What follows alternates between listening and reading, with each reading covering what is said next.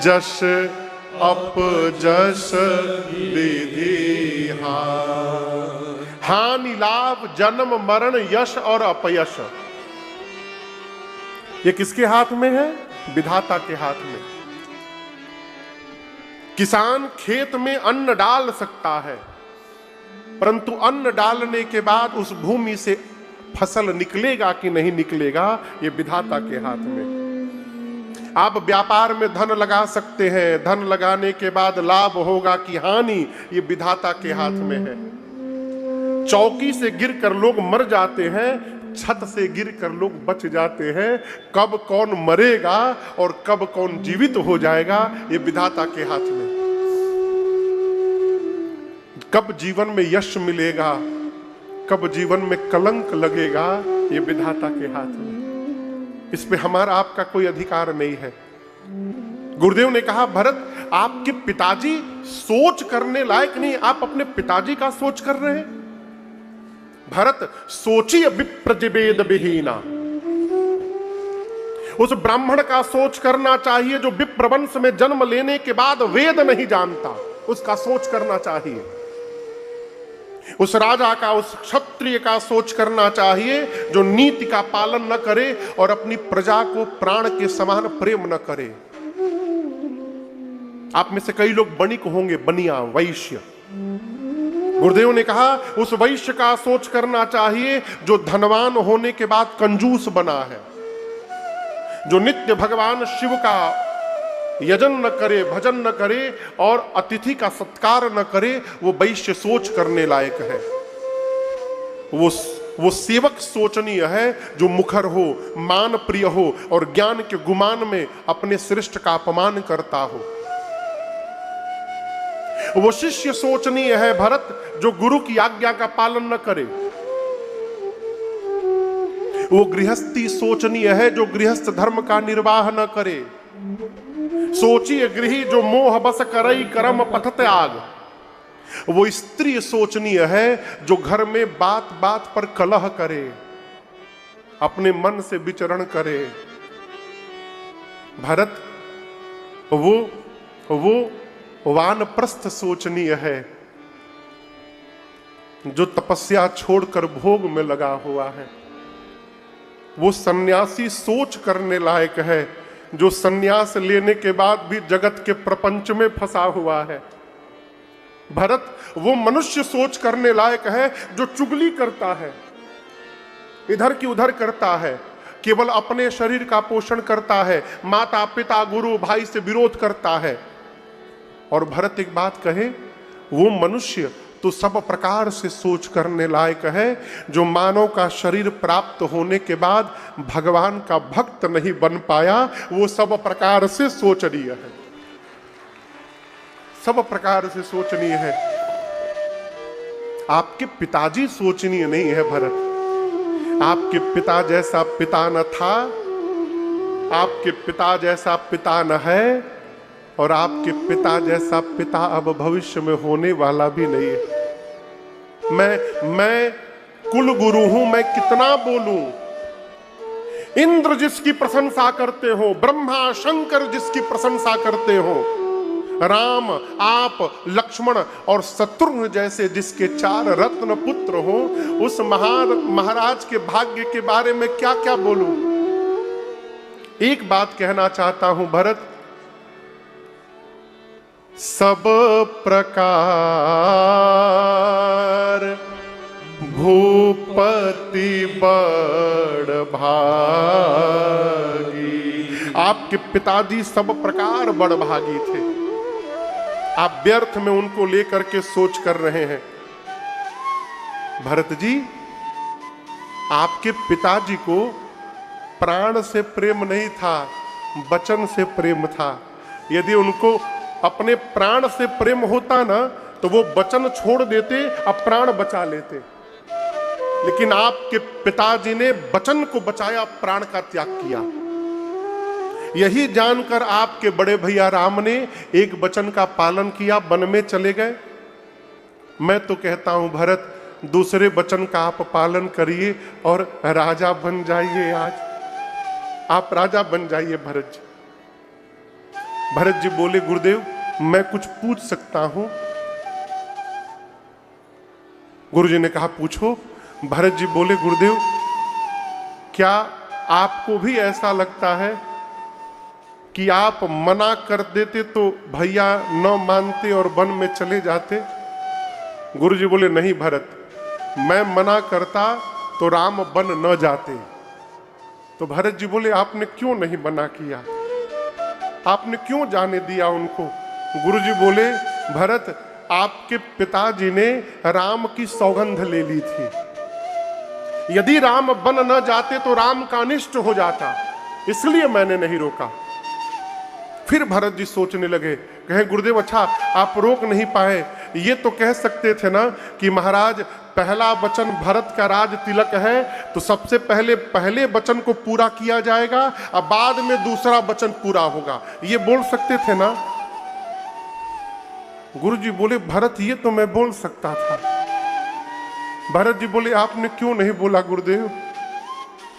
जैसे पहले वचन के अनुसार मैं राजा बनता, मैं राजा बनते राज आज्ञा पारित कर देता कि अब मेरे भैया वन में नहीं जाएंगे, भैया यहीं रुक जाते और मैं पूरी सत्ता उनके चरणों में समर्पित कर देता। गुरुदेव आपने ऐसा क्यों नहीं किया? भरत जी की बात पर गुरुदेव निरुत्तर हो गए। थोड़ी देर मौन रहने के बाद गुरुदेव बोले भरत मुझे तो लगता है कि राम ही बन जाना चाहते थे, इसलिए ये भाव उस समय मेरे मन में आया ही नहीं। अब तो जो हो गया भरत, आप राजा बन जाओगे तो राम जी भी प्रसन्न होंगे। अब मैं तो कहता हूं अभी राजा बन जाइए, राम जी जब लौटेंगे तब राम जी को सत्ता सौंप दीजिएगा। सौंपे हु राज राम के आए। लेकिन एक बात याद रखिएगा, द्विवेदी जी बोलूं, लेते समय जो मन रहता है ना, देते समय वो मन नहीं रहता है।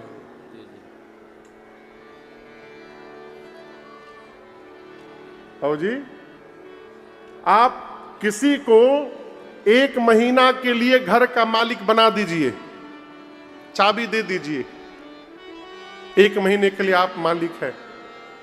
1 महीने बाद चाबी मांगिएगा, चेहरा बदला बदला दिखाई देगा। क्यों? लेते समय जो भाव रहता है वापस करते समय नहीं रहता है।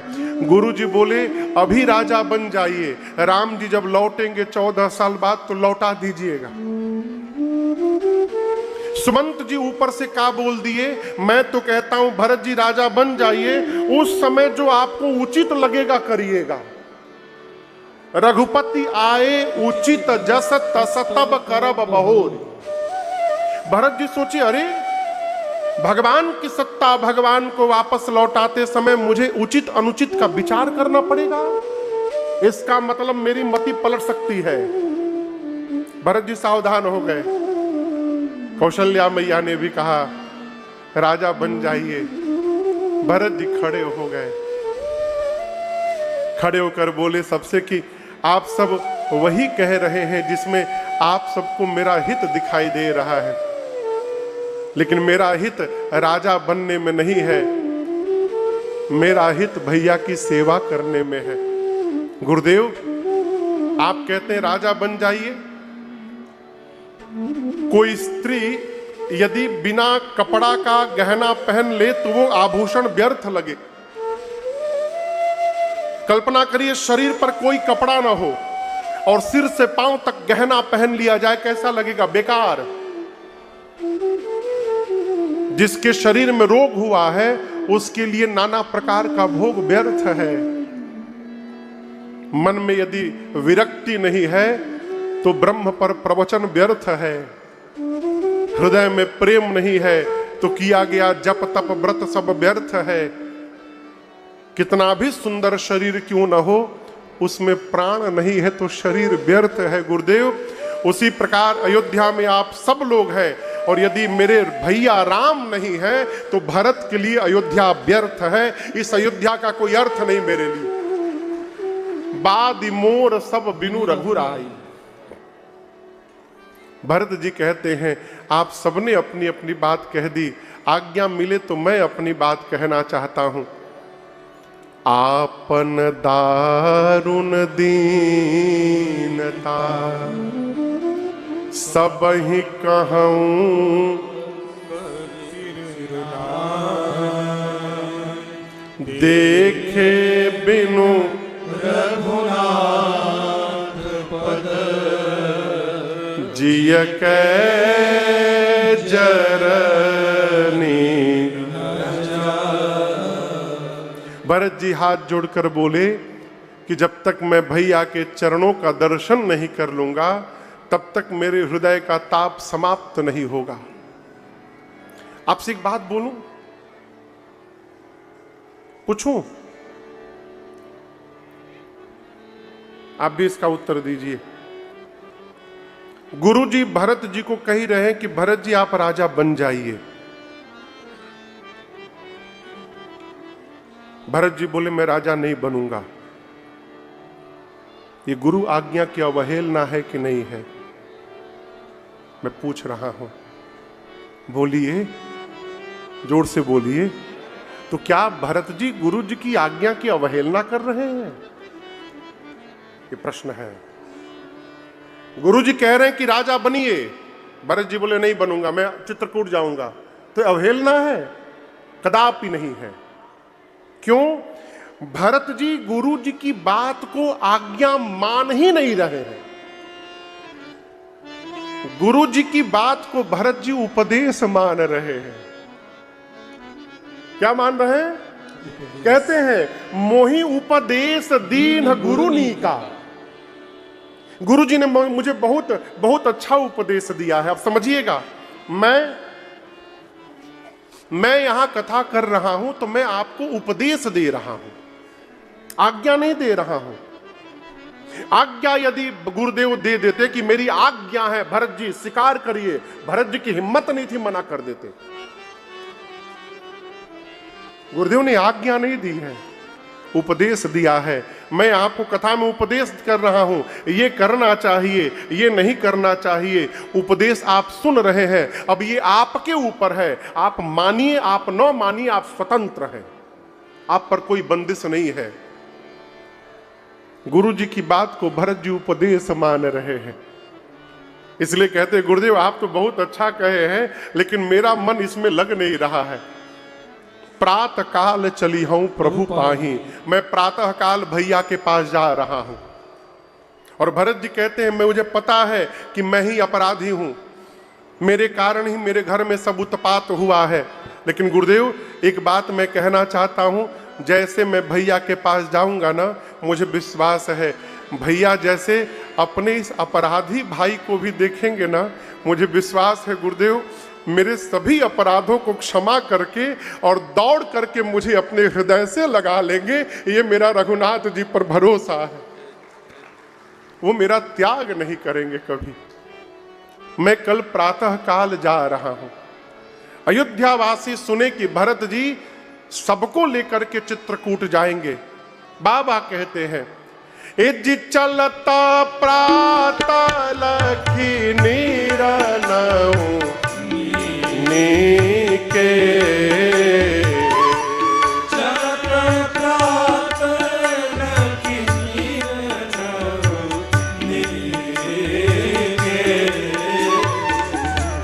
भरत प्राण प्रिय भे सबही के, भरत प्राण प्रिय भे सबही के, भारत ही कहि सराही सराही,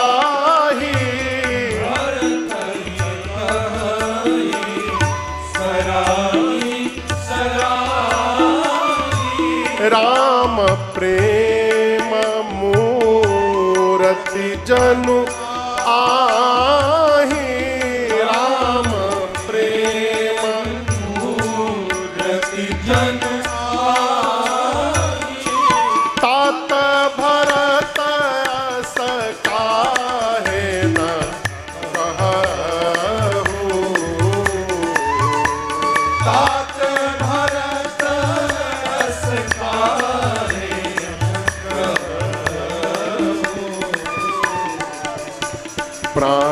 समान राम प्रिय आहो, प्राण समान राम प्रिय आहो,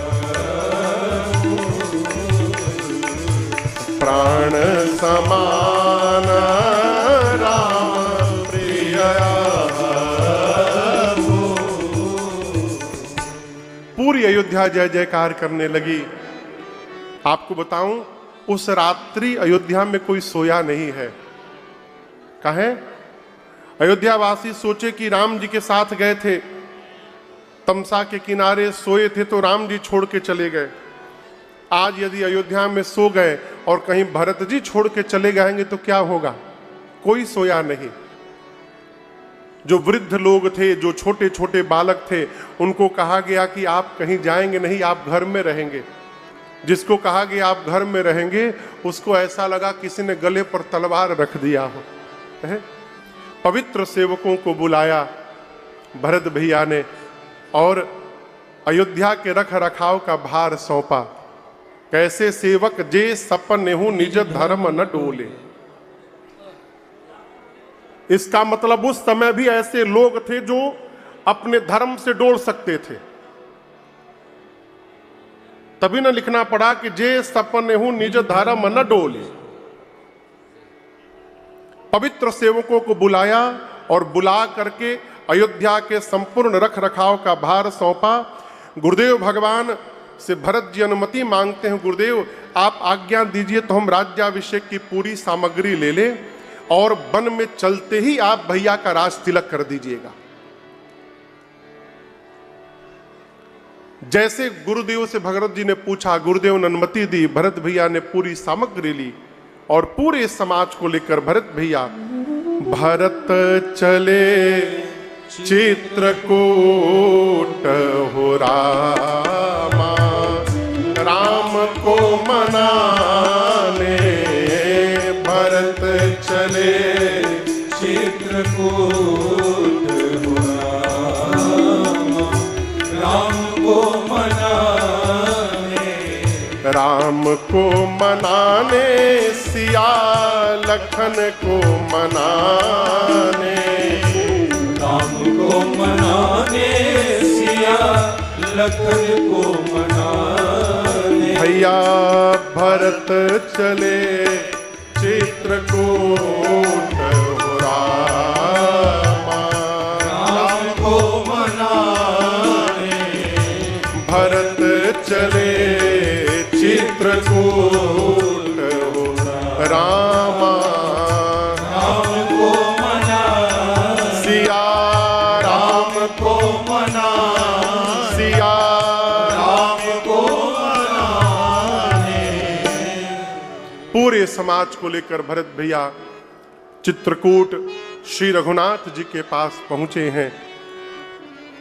राम जी ने पूरे समाज को उचित स्थान दिया विश्राम के लिए।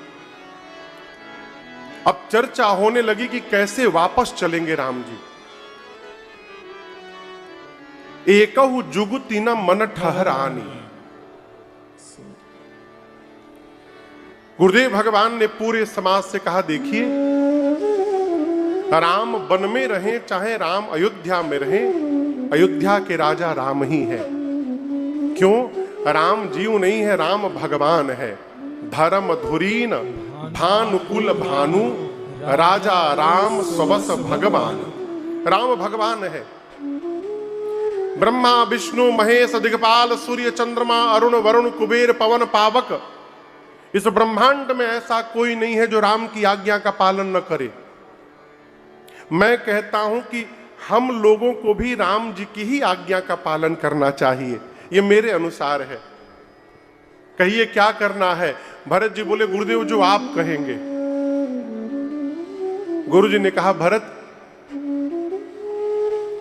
यदि आप और शत्रुघ्न 14 वर्ष वन में रहने को तैयार हो जाएं, तो मैं राम लक्ष्मण सीता को लेकर अयोध्या वापस चला जाऊंगा। परंतु उनके बदले आपको दोनों को, भाई को 14 वर्ष अयोध्या से छोड़कर वन में रहना पड़ेगा। भरत जी बोले, गुरुदेव यदि मेरे वन में रहने से भैया वापस चले जाएंगे तो मैं 14 वर्ष नहीं, मैं जीवन भर वन में रहने को तैयार हूं गुरुदेव, मैं अयोध्या लौटूंगा ही नहीं। कानन करऊं जन्म भरी बासु। गुरुदेव भगवान कल्पना भी नहीं कर सकते थे कि कोई भाई अपने भाई के लिए 14 वर्ष वन में रहने को तैयार होगा। राम जी के पास गए और जाकर बोले, राम, भरत के प्रेम ने मेरे विचार करने की शक्ति को समाप्त कर दिया है।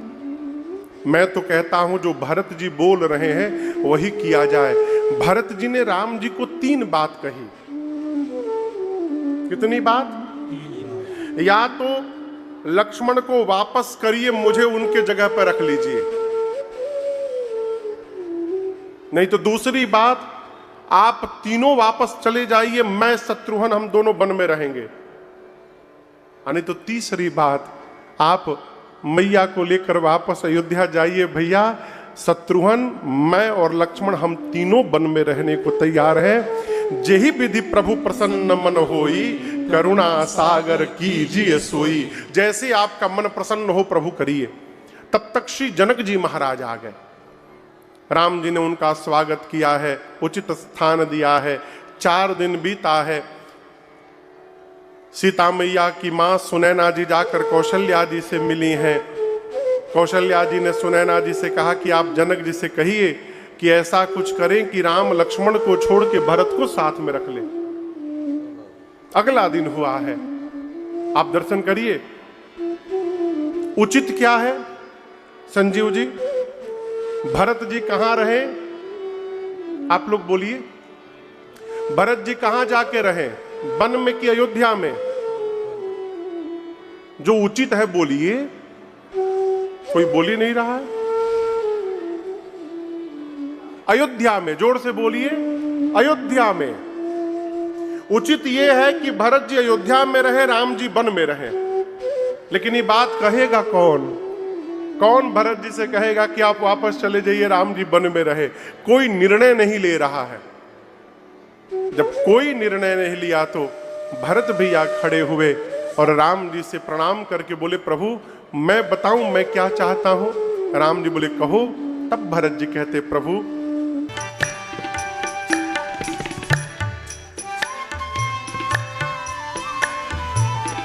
दयानाथ दयनीय है मेरी अवस्था, दयानाथ दयनीय है मेरी अवस्था। तुम्हारे ही हाथ मेरी सारी व्यवस्था। तुम्हारे हाथ मेरी सारी व्यवस्था।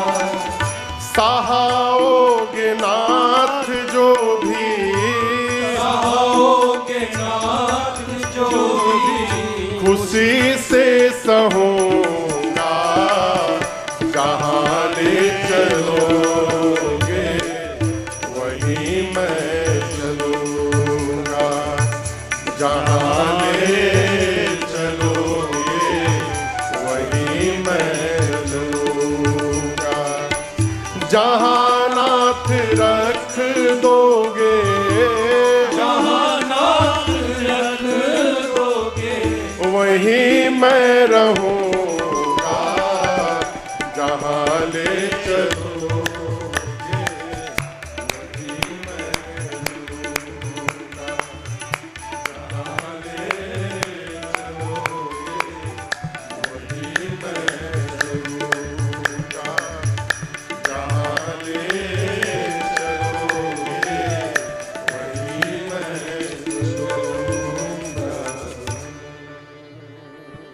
क्या कहा भरत जी ने? जहाँ ले चलोगे वहीं मैं चलूं। भरत जी बोले, प्रभु मैं आपकी सेवा करना चाहता हूं। क्या करना चाहता हूं? सेवा। राम जी बोले, कौन सी सेवा? भरत जी बोले आज्ञा समन सुसाहिब सेवा, श्रेष्ठ की आज्ञा का पालन करना, इससे बढ़कर श्रेष्ठ की कोई सेवा नहीं होती। सरकार है? अब आप कल्पना करिए, गुरु जी हैं, रोज गुरु जी का पांव दबा रहे हैं, अब बात गुरु जी की कोई नहीं मान रहे हैं, तो ये पांव दबाने का क्या मतलब है? वो है? भरत जी कहते हैं आज्ञा समन सुसाहिब सेवा, स्वामी की आज्ञा का पालन करना, इससे बड़ी कोई सेवा नहीं है। प्रभु मैं वही सेवा प्राप्त करना चाहता हूं। मैं चाहता हूं आप अपने मुख से मुझे आज्ञा दीजिए कि भरत आप ये करो, मैं वही करूंगा, आप जो कहिए। राम जी ने भरत जी को अपने निकट बिठाया और कहा भरत आप तो सब जानते हैं, आप अपना भी धर्म जानते हैं, आप मेरा भी धर्म जानते हैं। मैं तो यही कहूंगा भरत जी आप अपने धर्म का पालन करिए और मुझसे मेरे धर्म का पालन करवा दीजिए। भरत जी बोले भैया तीर्थराज प्रयाग में मिल रहा था धर्म, मैं छोड़ के चला आया, मेरे लिए एक ही धर्म है, आपकी आज्ञा का पालन करते रहना है, आप आज्ञा दीजिए। जैसे भरत जी ने कहा, राम जी बोले ठीक है मैं बोलता हूं, मैं जो बोलूंगा आप करेंगे ना? भरत जी बोले जो आज्ञा प्रभु। राम जी बोले चलिए हम और आप बंटवारा करते हैं आज। भरत जी बोले भैया आप बंटवारा करेंगे मेरे से? अयोध्या की संपत्ति को आप छोड़कर आए, उसी संपत्ति को मैं भी छोड़कर आया, आप बंटवारा करेंगे? राम जी बोले बंटवारा करेंगे, परंतु संपत्ति में नहीं, आज हम अपने घर की विपत्ति में बंटवारा करेंगे। भाई हम लोग विपत्ति बांटेंगे घर का।